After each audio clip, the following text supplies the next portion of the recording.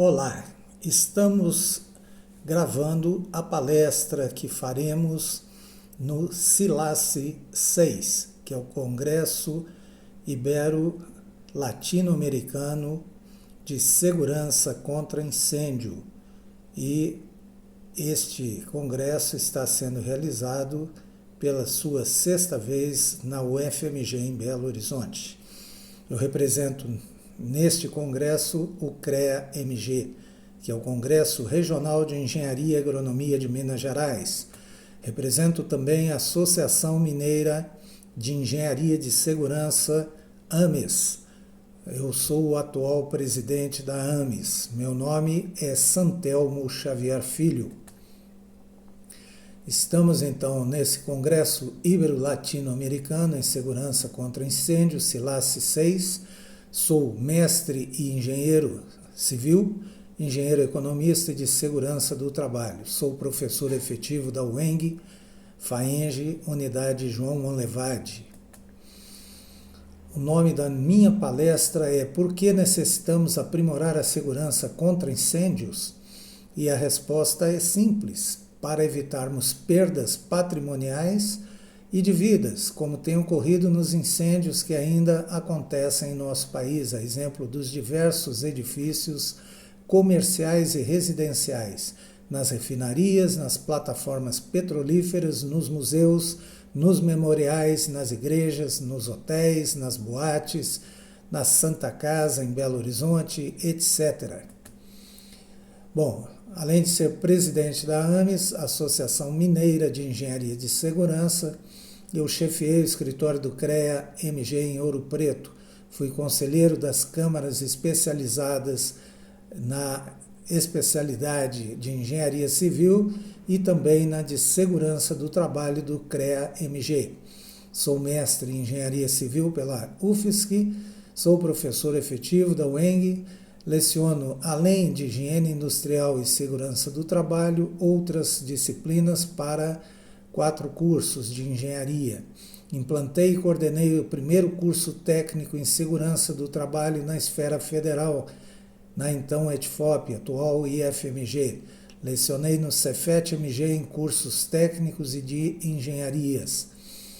Coordenei como adjunto o curso EAD, de ensino à distância de especialização em Engenharia de Segurança do Trabalho, na PUC Minas Virtual, a convite do engenheiro Pedro Sérgio Zucchi, que era o coordenador.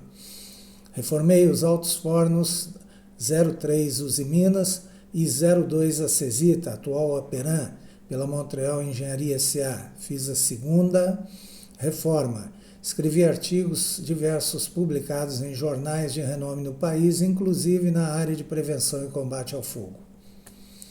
Por que ocorre normalmente um incêndio? Ora, muitas das vezes porque o pessoal está despreparado, né? Ele tem falhas no treinamento do pessoal sobre a química do fogo e sobre o combate às chamas. Possui amplo desconhecimento do tempo necessário para o abandono da estrutura sinistrada e das rotas de fuga. A exemplo do edifício Joelma, cuja aglomeração da população foi na laje superior do edifício aguardando salvamento panorâmico via helicópteros. Existem muitas falhas de comunicação, inclusive com saídas de emergência e rotas de fuga, né, que às vezes são inexistentes ou insuficientes e, em geral, mal sinalizadas. Como exemplo, nós temos aí incêndios ocorridos no Canecão Mineiro e na Boate Kiss. Nas Torres Gêmeas, lá nos Estados Unidos da América, com uma crença da impossibilidade do acesso de pessoas para fazer algum tipo de sabotagem ou de terrorismo. Bom, eu não treino apenas engenheiros, né, e nem técnicos. Esse curso eu preparei para dar aulas para porteiros, faxineiras, que trabalhavam num prédio onde eu era síndico, em plena Savassi.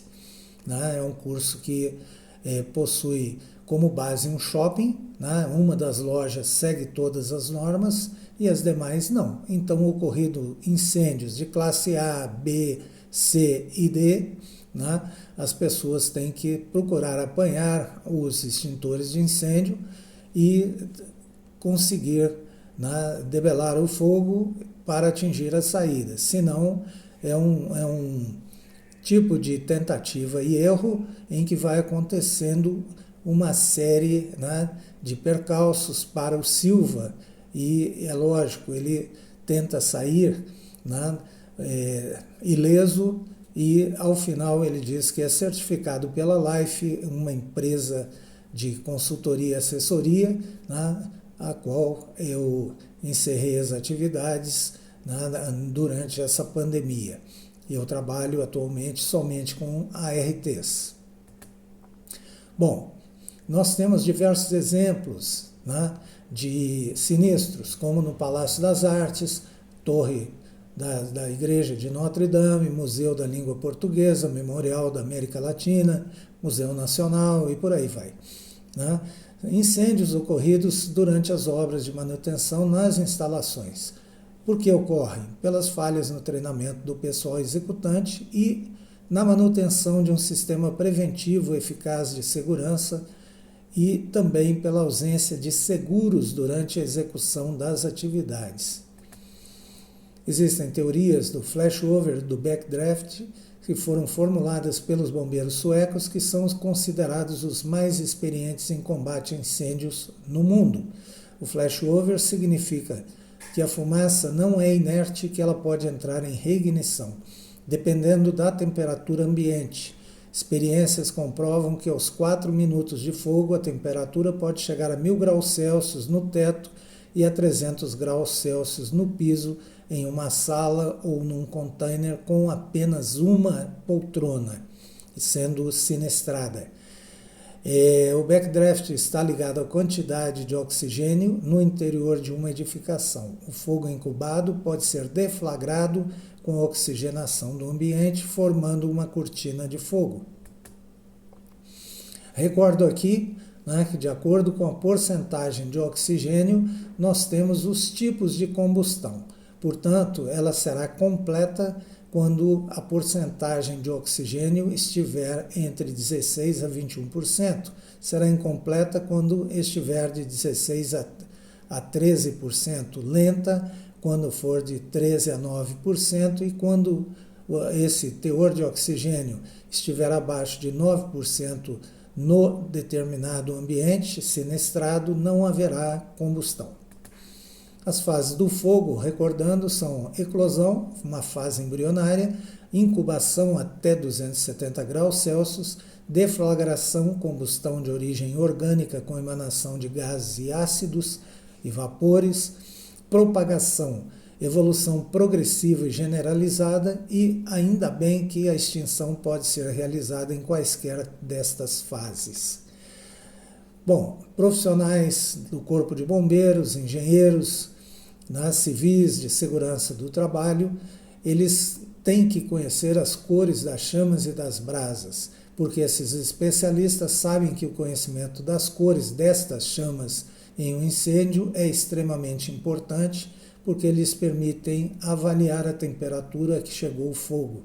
Assim, sabem quais os danos estruturais foram provocados e se o edifício poderá ser ainda utilizado ou se terá que ser implodido, como no caso do prédio próximo à Rua 25 de Março, em São Paulo.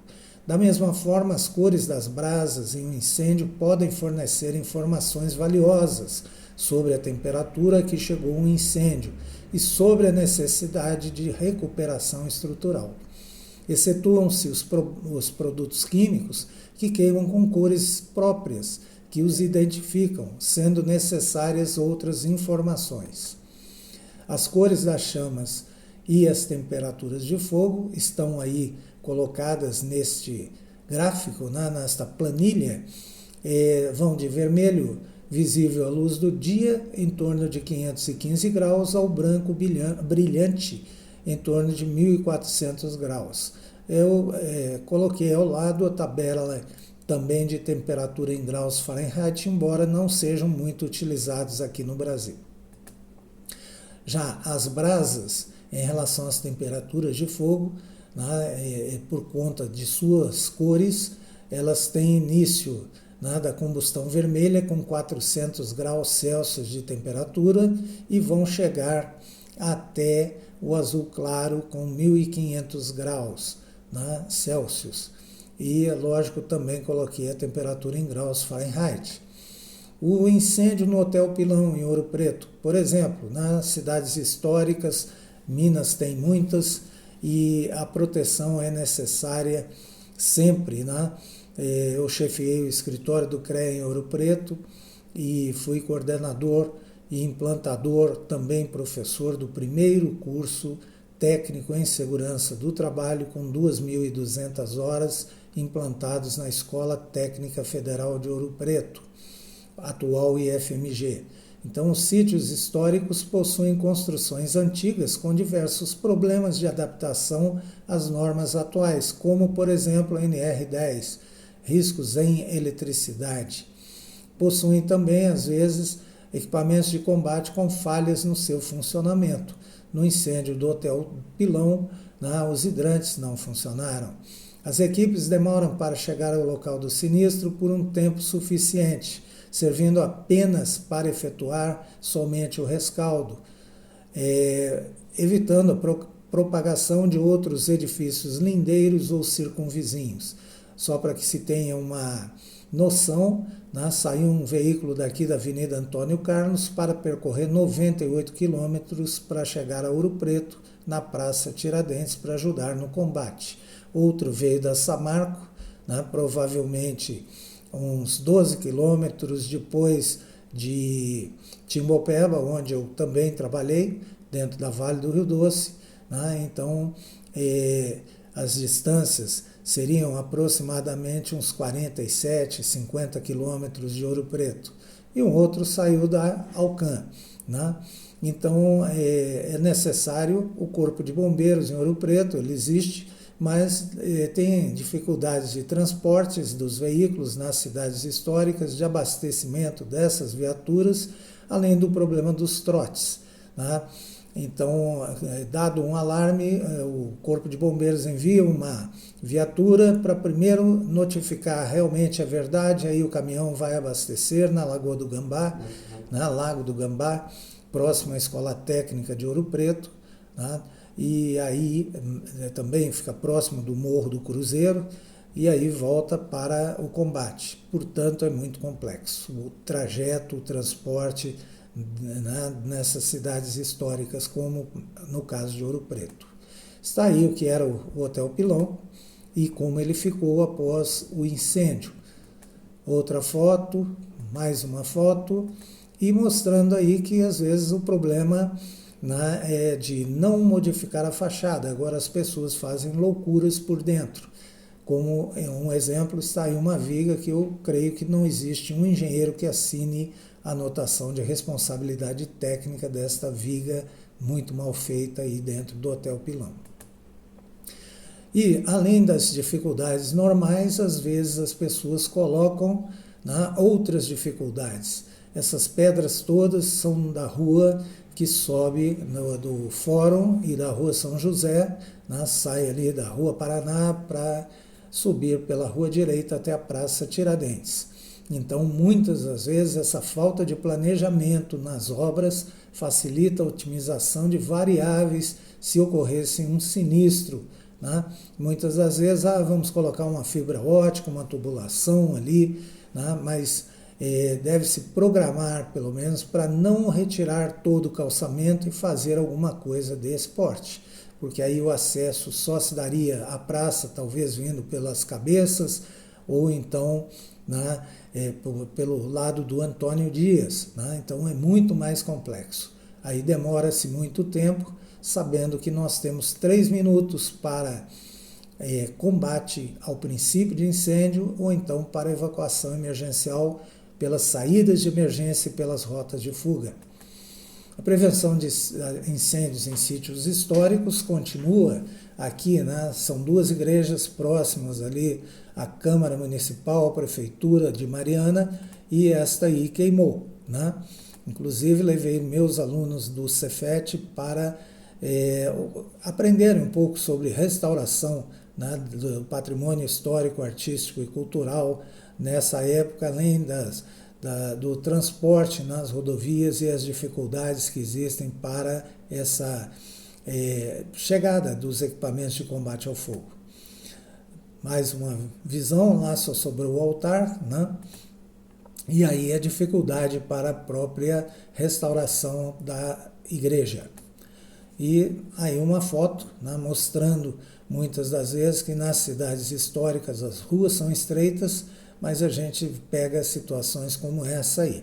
Ou seja, nós estamos aí com um grande carregamento de botijões de gás, e se a gente precisasse utilizar aquele extintor de incêndio até desamarrá-lo e poder utilizá-lo ali, provavelmente muito fogo já teria se propagado e talvez algumas explosões tivessem ocorrido.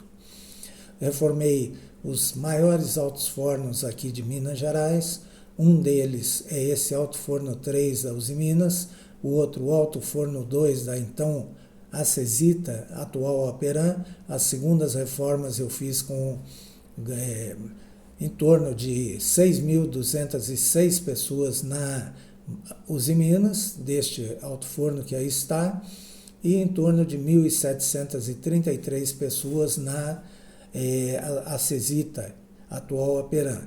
Então, nós treinamos esse pessoal todo em prevenção e combate a incêndios, né? E à noite essa reforma é muito bonita porque nós temos 60 lanceiros, temos 900 lixadeiras no corpo do forno, temos, né, pessoal cortando com carvão e assim sucessivamente, chapas de até 7,5 centímetros de espessura.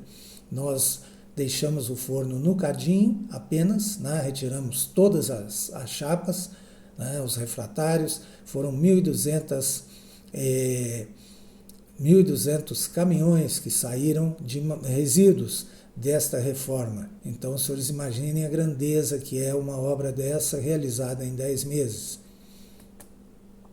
Bom, aí a foto mostra um trabalho que fiz na CST sobre planejamento em segurança do trabalho. Fiz essa palestra 2 vezes, né, e ela foi feita numa CIPAT na Companhia Siderúrgica de Tubarão, pela Montreal. Eu não sou engenheiro apenas de escritório, eu sou engenheiro de campo, né? Daí a minha vivência profissional ser diferenciada de muitos outros profissionais. Aí, mais ou menos para ter-se uma ideia do que é uma área de corrida do forno, né?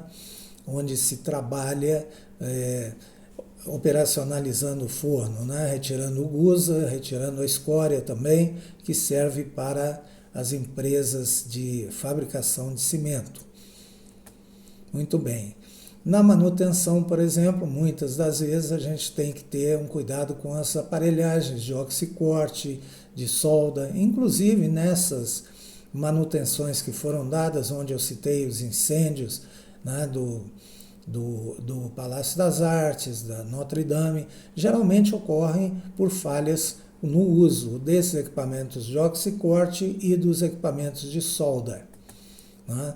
Os maçariqueiros e soldadores devem ter cursos sobre segurança para o uso de seus equipamentos, que devem ser vistoriados antes da utilização por profissionais experientes na sua supervisão.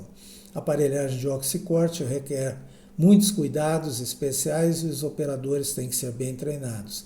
Nunca se deita um cilindro desse porque mistura acetona com acetileno e torna-se explosiva, né? Os cilindros de acetileno não podem, além de ser tombados, receber algum tipo de impacto, né, porque quebram a massa porosa interna e pode causar ali um tipo de explosão. As explosões podem ocorrer causando danos sociais e patrimoniais. Podem ocorrer também causando danos sociais, né, de monta, porque muitas das vezes esses fragmentos são projetados a quilômetros de distância. Os equipamentos devem ter proteção adequada, por exemplo, como válvulas anti-retrocesso de chama, né, para evitar que o cilindro, que o fogo chegue até o cilindro, o interior do cilindro, porque ele vai causar, além do incêndio, provável tipo de explosão. Os cilindros só podem ser carregados com capuz e nunca com reguladores, né, com manômetros, porque se houver uma quebra, esse cilindro sai disparado e tudo que tiver na frente, por princípio de ação e reação, ele vai derrubar. Aí a foto mostra, né, desde o vazamento, o cilindro fora do fogo, né, o fogo perto, muito próximo do cilindro, o cilindro engolindo o fogo e ele sofrendo golpes fortes também. Todos eles são problemáticos para a prevenção e o combate às chamas. Há incêndios em refinarias de petróleo, a gente sabe que o líquido, né, de classe B ele queima somente em superfície, havendo então a necessidade da retirada desse material, né, e ele vai ser levado para outros locais, né, para outros tanques. Mas no final, normalmente ocorre o blowout, né, que é a explosão do tanque, ou uma implosão.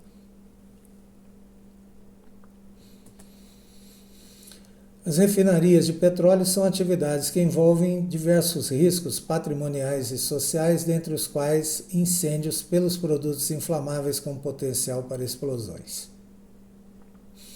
Os motivos mais prováveis dos acidentes são a operação em limite de capacidade e a sobrecarga dos equipamentos e do pessoal.